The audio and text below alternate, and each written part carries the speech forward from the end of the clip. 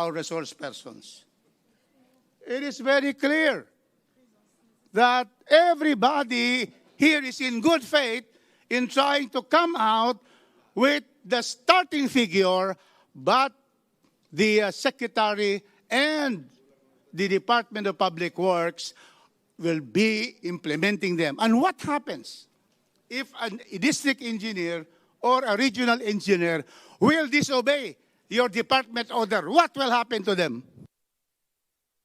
There are penal provisions in the department order, Mr. Chairman, where they can be charged administratively and criminally.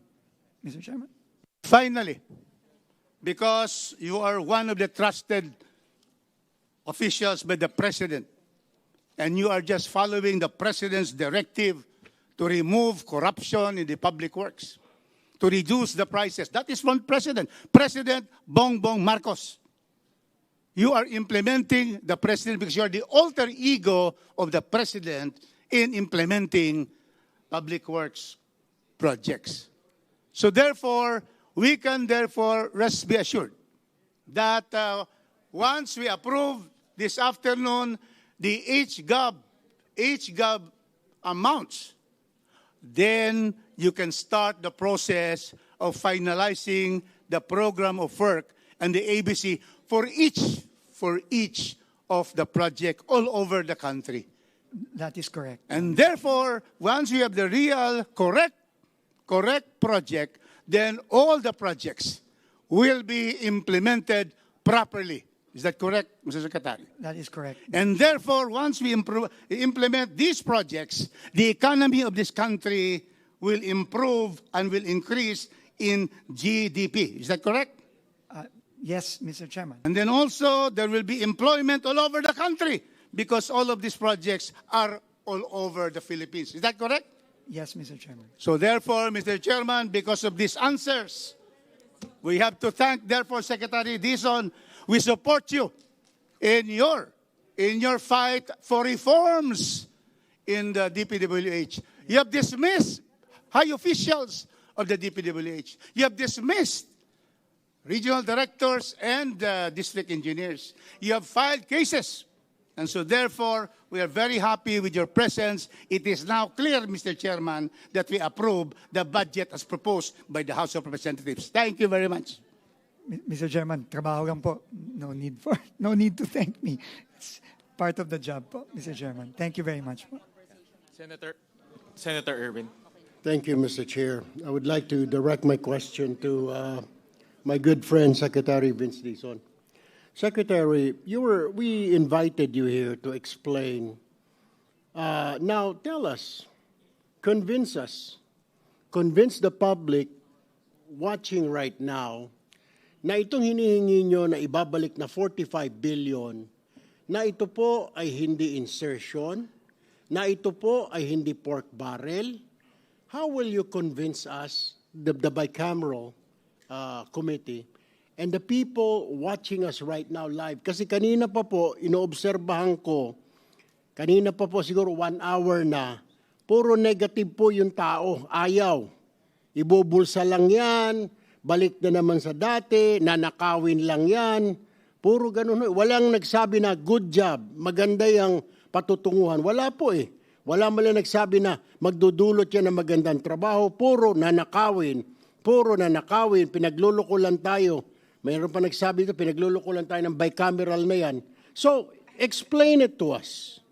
Tell the public, convince everybody na ito po ay hindi pork barrel, na ito po ay hindi insertion tulad ng dati, na ito po ay mapupunta sa tama, na ito po ay hindi masasayang. Kasi hindi pa tayo tapos sa flood control anomaly, ito na naman tayo.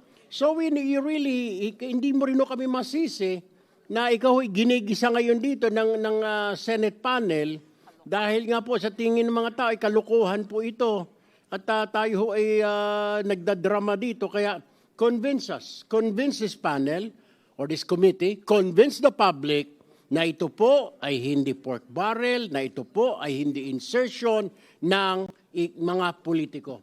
Thank you, Mr. Chair. Thank you very much, Mr. Chairman, Senator Tulfo. Unang-una po, no, ang pinapabalik lang naman po ay yung nakaltas sa mga proyektong nandyan na rin po sa Senate version. So hindi po ito bagong proyekto. So therefore, hindi po ito insertion. No, kasi kung ano lang po yung mga proyektong nandyan na nabawasan, ibabalik lang po yung kinaltas. Unang-una po yan. Pero tingin ko po, unang-una, no? Naintindihan ko po yung mga komento ng mga kababayan natin, no? At hindi ko sila nasisisi. Pero, ang gusto lang po naming sabihin is, binaba na po, base sa utos at direktiba ng Pangulo, ang presyo ng mga materyales. Ito po ay i-implement ng DPWH kung mamarapatin niyo po, kung bibigyan po ng Senado at Kongreso na pagkakataon ng DPWH na i-implement ito. I-implement po natin ito bago pa ipabid ang mga proyektong to. And if I may just read, Mr. Chairman, Section 6 of the department order that we issued, which reads as mandatory compliance prior to procurement. Sinasabi po dito, the bids and awards committees must, letter A, require certification from the concerned head of office attesting to the application of the updated construction materials price data. Ensure that no procurement shall commence without the certification from the head of office, and reject or return any project that is not duly certified. No procurement activity may proceed without meeting this requirement. Ibig sabihin po, i-approve po muna natin bago ituloy ang bidding para masigurado na totoo ngang ibinaba ang mga presyo ng mga proyekto bago pa ito ipabid. So ito po talaga tingin ko ang magiging safeguard natin. Pero syempre po kami po ay open sa kahit ano pa pong dagdag na safeguard kasi iisa lang naman po ang ating layunin lahat. Siguraduhin na hindi na maulit yung pagnanakaw. Lalo na dahil dito sa mga overpriced, nakitang-kita naman talaga natin na dati overpriced po talaga ang mga proyekto. Mr. Chair, follow-up question lang kay Secretary. Mr. Secretary, nabanggit po ninyo na dumaan sa proseso at dadaan sa proseso po ulit, may bidding na dadaanan, etc. Ganon-ganon din naman po yung sa flood control, Mr. Secretary. Dumaan din po sa bidding, dumaan sa TWG, meron pang COA, etc., etc., may pick-up, may kung ano-ano, ang dami hong safety measures na sinasabi. Bakit po nakalusot yung flood control? Dumaan po sa bidding, dumaan sa Congress, dumaan sa Senate, dumaan sa pagdating sa district, sa bidding, etc., TWG, COA, yung pala lahat kasabwat, Mr. Secretary. So how will you convince us, how will you convince the public na this is different this time, na seryoso na po kami, na hindi na po maulit talaga, promise. Kasi mahigpit na ngayon kasi ayaw ng Pangulo. Kasi ganun din po nung nakaraan sa flood control. Dumaan po sa committee, dumaan po sa bicameral, tapos ibinaba na, i-download na po kung saan-saan, may district engineer. Pero ganun din po, nakalusot. May ghost project, merong substandard. Dumaan din naman po yun sa mga bidding, dumaan sa TWG, lahat. So what's the difference, Mr. Secretary? Yung projects ngayon, itong pondo na ito, na halos the same lang pagdadaanan, is there anything extra, measure na para hindi na po talaga maulit tulad ng nangyari po sa flood control, Secretary Vince? Mr. Chairman, Senator Tulfo, may malaki pong pagkakaiba ngayon. Ang pinakamalaki pong pagkakaiba ngayon ay yung direktiba at ginawa ng DPWH ayon sa direktiba ng Pangulo na ibaba ang presyo ng mga materyales. Hindi pa po ito ginagawa.